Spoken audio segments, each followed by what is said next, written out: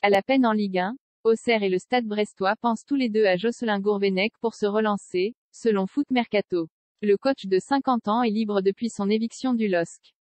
Il a l'embarras du choix. Libre depuis son éviction du LOSC en juin, Jocelyn Gourvenec se rapproche d'un retour en Ligue 1. Selon les informations de Foot Mercato, deux clubs pensent à lui pour relever la tête, Auxerre et Brest. Le promu bourguignon, 16e au classement après 10 journées, vient de se séparer de Jean-Marc Furlan.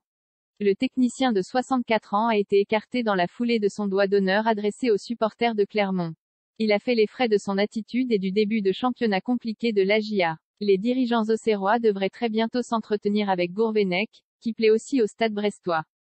Plus grand que toute l'actu du mercato en direct, une dernière expérience compliquée à Lille Lanterne Rouge avec seulement 6 points pris depuis le début de la saison. Le club breton a montré la sortie à Michel Derzakarian. D'après Foot Mercato, Gourvenec serait intéressé par ce projet, lui qui est né à Brest. À 50 ans, retrouver la Ligue 1 lui permettrait de se relancer, 4 mois après son renvoi du LOSC.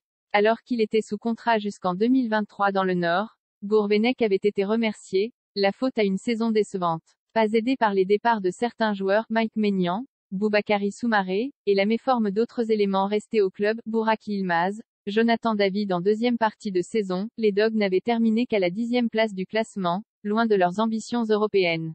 Gourvenec s'était en plus mis à dos le public, frustré par le niveau de jeu proposé par son équipe et son irrégularité. Sa saison avait également été marquée par une vive altercation avec Hatem Ben Arfa, qui avait eu des mots très durs envers lui après un nul à Bordeaux, 0-0, début avril. Avant ce passage au LOSC, Gourvenec avait dirigé La Roche-sur-Yon, Guingamp, à 2 reprises, et Bordeaux. L'été dernier, il avait été annoncé dans le viseur de Lorient, qui avait finalement choisi Régis Lebris pour remplacer Christophe Pélissier.